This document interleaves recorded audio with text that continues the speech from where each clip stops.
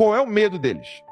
O medo deles é que a população entenda que esse cristianismo que se opõe ao comunismo, que é oposição ao comunismo, não morreu, esse é o medo deles, está vivo e que tem representatividade eleitoral.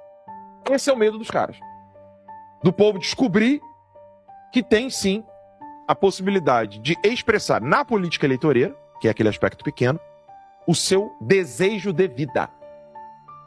De ir à igreja ao domingo, ou se você não vai à igreja ao domingo, mas você dobra os seus joelhos no cantinho do seu quarto, pede a Deus pela saúde de seus filhos, se você pede a Deus para ser uma pessoa melhor, se você pede a Deus, Senhor, estou aqui fazendo meu exame de consciência, eu não quero ser a mesma pessoa, quero mudar maus hábitos, quero ser uma pessoa melhor para o meu filho, para minha esposa, para os meus colegas do trabalho, quero ser uma pessoa melhor.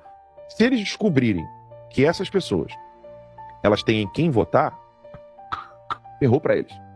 E esse é o medo dos caras.